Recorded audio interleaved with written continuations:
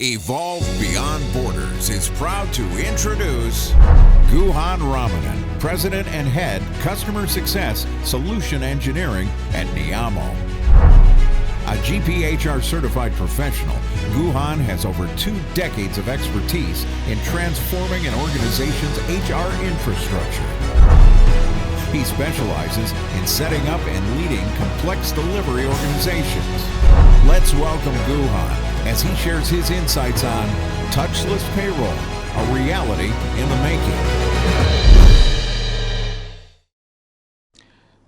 Welcome to Evolve Beyond Borders, and very happy to have you here in this session where we're going to talk about touchless payroll. I think one of the greatest aspects that has taught us in the last 2 or 3 years, at least if anything, COVID has taught us that no touch is very important in all aspects of life. And we want to see if we can extend that thought process to payroll as well. Can payroll become as touchless as we hope everything else will become, right? So this session, we will explore what is touchless payroll and what is the reality behind touchless payroll. How far can payroll actually become touchless? Everybody is talking about touchless payroll. What exactly is touchless payroll? If you step back and sort of think about what it means to be touchless, right? In the olden days, almost every process had several points of contact, several touches, so to speak. Today, a lot of different processes, whether you think of your email, your photographs, your music, there's literally, from start to finish, it's seamless, right? There's very little intervention that happens. Why can't it be the same for payroll? Right? Is the premise on which touchless payroll is built. We want to use this to deconstruct what touchless payroll actually means and to understand whether we can truly go touchless with payroll or will it actually end up becoming less touch payroll. Yeah? Let's take a closer look. But first, how does payroll actually flow? Right? Now, when you think about how payroll flows, there are 4 broad stages in the entire process, right? As you can see, stage 1 is what we call pre-payroll, right? Where there is pre-planning, input gathering and input validation as a process. So you want to plan, make sure you have a calendar in place, collect all of the inputs, validate all of the inputs and confirm that that looks okay. Then the second stage of the payroll is actually the payroll process itself, where you go from receiving the input to calculating payroll, which is a 0 to gross and then a gross to net. And then, of course, you control the output, you validate and confirm if they're okay, and then send it off for a sign-off. So that is where you convert the payroll inputs into the actual payroll output, right? The third stage of the payroll process is the actual payment, which is where the proverbial rubber hits the bank account, right? So this is where you translate all of the payroll output into tangible money from an employee perspective and then to statutory and then to government and so on and so forth. Then the fourth stage in payroll is where all of the post-payroll happens. When we say post-payroll, you have to make sure that the payroll is accounted for correctly. After all, it is the largest expense for an organization, quite a few organizations. You need to make sure that you're compliant across all of the different countries that you're operating in. All of the reports that need to go to the government, the statutory authorities, the bodies, etc. And then the internal reporting also that needs to happen. All of the standard reports that are published, the payroll analytics and what have you, right? So when you look at payroll, these are the 4 broad stages of how payroll actually flows, right? Now, in this session, I'd like to be able to take them stage by stage and talk about which of these are actually going to become touchless and which of these are going to be less touch, right? So let's take a closer look at these 4 stages. Let's take a look at the stage 1, what we call pre-payroll, right? What causes pre-payroll to slow down? You've got 3 key activities that need to happen in pre-payroll. The first is your pre-planning, right? Where you typically have a set of activities that you need to do as part of the plan for this pay period, right? what happened in the last pay period, what do we want to make sure that we take care of, are there any special circumstances this pay period, is there like a bonus, is there like a statutory something coming up. So it's basically a planning session, which is a global best practice. Now this planning session is typically held at a team level, depending on the size, of course, of the country and the team. But this is something that will still have to happen between people, so there is clean coordination around what needs to be done. Right? The second step in this, and which I would argue is probably the largest step in the payroll process, is very simply titled input gathering. Right? It's very deceptively titled because if you look at the different inputs that need to come in for payroll, you need to get employee data, typically from an HRIS. You need to get absence information, you need to get time information, you need to get benefits information, you need to get any manual inputs that are provided, one-time earnings, commissions, things like that, right? And then any corrections for the last pay period. So these come from so many different sources. Your business provides you one segment for these. Perhaps there is a separate team that does calculations on certain things. They send you the information. So there are so many different people that need to be brought in for all the inputs to come into a single place, right? So what's ostensibly called input gathering is probably the heaviest part of the entire payroll process from a client perspective. That is really where they need to bring all of this together, right? Then the third step is the validation. How do you really know that this is correct? Right? Have you got all the levers in? Have you got all the joiners in? Are the commissions calculated correctly? Etc. etc. So there are several questions around whether this input is correct or not. Right? So this is where there is a maximum amount of friction in the cycle, which causes it to slow down. Right?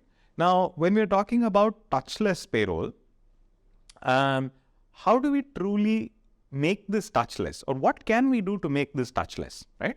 Some of it is obvious. For example, if you have a system that is holding this information, like your HRIS is holding your employee data, it is holding all of the changes that have happened to employee data, it is holding all of the regular compensation elements, which means your recurring compensation elements, or your regular compensation elements. If you have a time system or if you have an absence system, which can give what we call evaluated outputs, exactly how much of this time is overtime 1, overtime 2, and so on.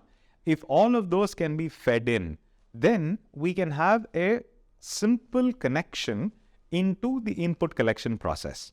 So think about it, all the different people that are going to provide these inputs are going to be using a system based on their country, based on their department function, etc. And then you have that system talking to the payroll platform, right? So it's a simplified process where you're limiting the amount of overlap that needs to happen, or the amount of touches, so to speak, right? Instead of emailing this or putting it in a SharePoint, you actually have the ability to be able to send this directly system to system.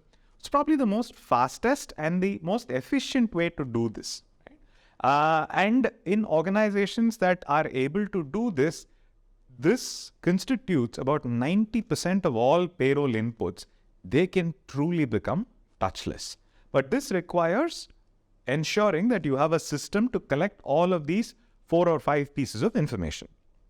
Now, the best laid plans of men and payroll people, right? You still will have inputs that are not coming from a system, that are calculated outside of a system. These are the manual inputs, right? And that's why you will see that there's a question mark around these. If you have the ability to eliminate manual inputs, you've put yourself in a phenomenal advantage when you're looking at a touchless payroll process. But if you still have manual inputs that need to come in, don't worry, there could still be options to make this cleaner. Because the biggest problem with manual inputs is simply that, it's manual, right? The probability of error increases, the probability that there is a problem with the input, it might get uploaded wrong, all of these increase. But if we have the ability to put in automated controls, right? Very strong automated controls, with the ability to be able to look at, once the system ingests the input, it pops up what it thinks are exceptions, right? For example, a lot of these exceptions can be driven by machine learning. over a period in time, all the exceptions that it throws up from rule-based validations, somebody can look at it and say, yep, this is an exception, or no, this is okay. I mean, this is a minor variation, that's fine. The system can learn and intelligently start bringing up exceptions, and over a period in time, the machine learning itself will allow you to be able to say, this is an exception, but they rarely have a problem with it, so they'll let it go, right? And to be able to do intelligent validations. So for example, if someone's overtime pops up at a fundamentally different level than the last time, it'll pop it up to say, hey, can you ensure that this input looks okay, or is there a problem with that input? So the intelligent validations, being able to have machine learning pop up exceptions and to have strong controls changes the game when it comes to inputs. Because now you have a far more streamlined process where you are managing by exception. You're not managing by rote, you're managing by exceptions, and these exceptions are derived intelligently, right? So this is what will reduce the amount of effort needed around the entire validation process. So if you look at the overall input process, if you have systems that can talk to each other and you have the ability to put in strong controls and automated validations, you're well on your way to truly making the input part of the payroll touchless. Now that you've taken a look at the inputs, let's get to what a lot of people think is payroll process, right? The actual processing of that input to go from, let's say, 0 to gross, and then gross to net, and then deliver a pay register, right? So those are the broad steps involved in the payroll calculation part of it, right? So, and to a large extent, in most modern organizations, this process is completely automated. We've got engines that are configured at a country level.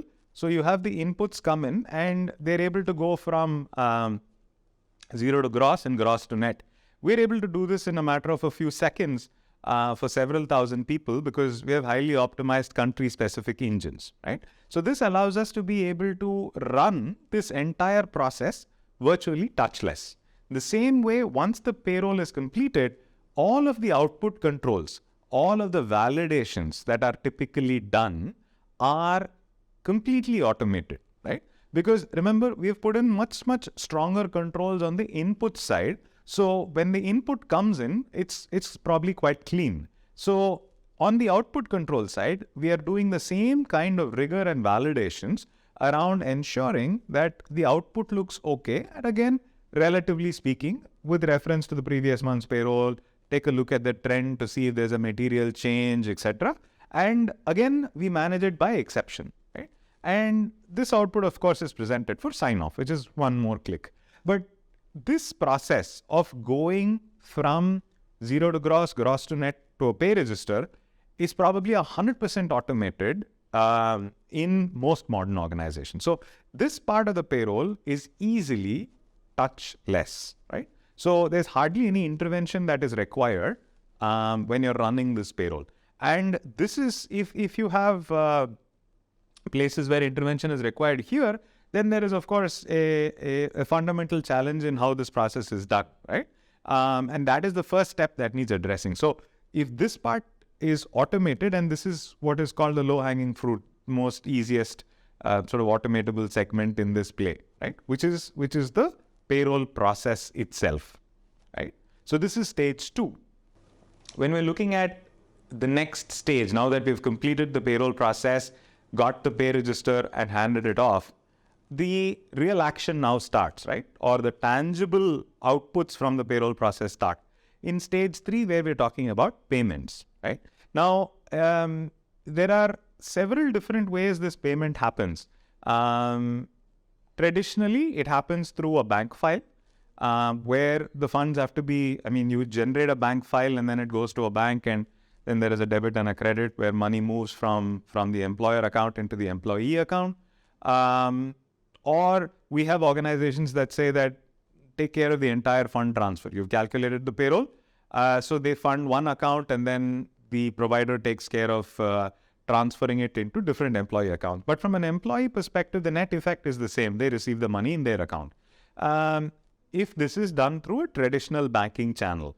Now, there are several different countries, several different markets which are looking at many different ways of doing this. Instead of just doing a bank transfer, they're looking at a card payment, they're looking at payments which are happening completely electronically into, let's say, like an e-wallet and things like that, right? So this is where there is significant scope for automation in terms of making this process touchless. So if you work with a traditional bank, which still requires a physical file validation, 3-level checks, etc., then this process will still have to follow the same way. But if there is a more modern way that is acceptable to the organization and to the employees, you have a lot more opportunity around using a fintech product to actually enable the fund transfer in a far more efficient manner, right? So this opportunity around payment is really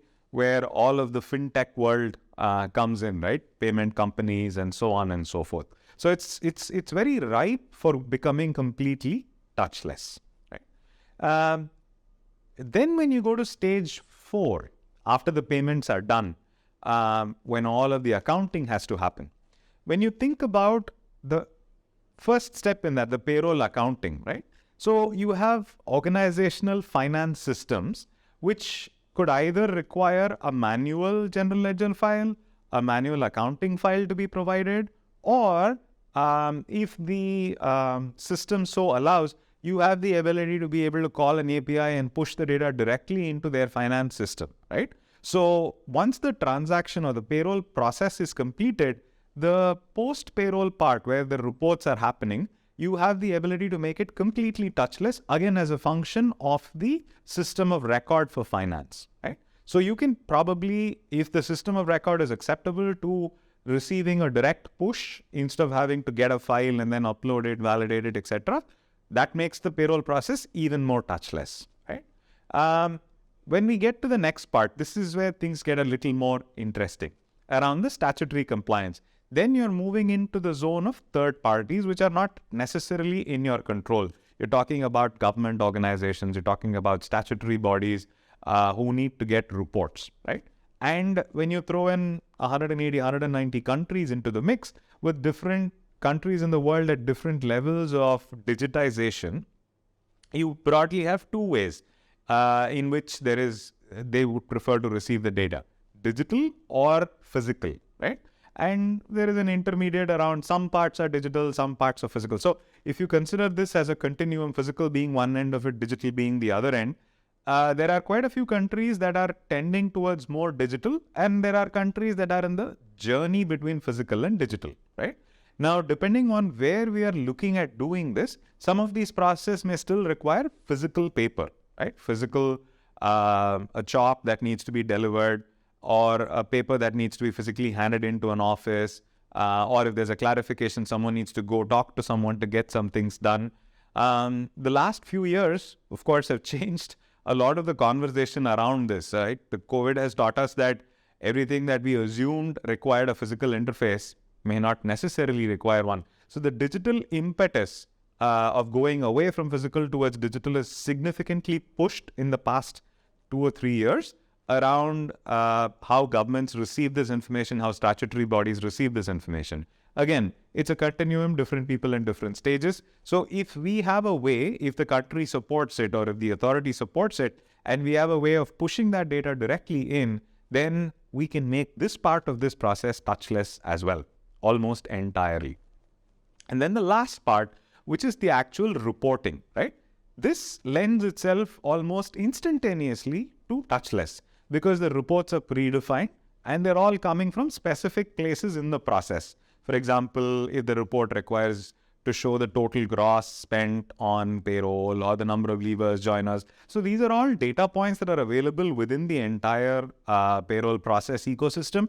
And you have the ability to pick these up from different places, pull them together into a nice report, which is easy to visualize and understand. So this part is completely automated. So there is very little, involvement in making this any more manual or so on. So this is completely automated. And as organizations are moving towards global payroll, the analytics angle to reporting, right? Being able to pull this to be able to, say, for example, visualize the data better, be able to compare the data better. How does one department do versus another, cost of payroll in one country versus another. And to the third part of being able to forecast, if my payroll bill last month was this much, how much can it be next month? That is truly digital and truly touchless, right? So you have a mixed bag of possibilities across stage 3 and 4 around what can actually become touchless and what can actually become completely automated or will still require a physical intervention, right? Now we've looked at the 4 different stages. Let's take a quick look at if we can compare them and see what the overall status of touchless payroll looks like. Okay, so we looked at the 4 stages of payroll and we compared and contrasted each of them to see what we can actually achieve with them. What if we put them all together, right? Think about it. When we're talking about touchless payroll, can we completely make it touchless? Partially touchless? It's going to stay exactly the way it is. So if you think about these 3 sections or these 3 columns, and then let's take a look at all of the different stages that we looked at, right? For all of the multi-system inputs that we spoke about, it can become completely touchless. It's a system-to-system conversation, so we're good to go, right? For all of the manual inputs, we can perhaps make it partially. So whatever is manual, if we have the ability to be able to manage it, automate it, templatize it, verify it, we can probably partially ensure that it is touchless. If we have the way to bring it in completely through a system, then we're good to go, right? From a validations perspective, it can be completely automated, right? It can become completely touchless because you can build in rules and now you can even add in machine learning so that if there are exceptions to rules, the system starts learning what it needs to look for and it doesn't have to be hard-coded as a rule, right? The country-specific calculations or the actual payroll process itself can be completely touchless. When it comes to payments, we believe that depending on the organization, depending on where you are in that spectrum, it can be partially automated. The bank file generation, of course, is completely automated, but there is a pause in that entire process between when the file is generated to when it is actually delivered and so on, right?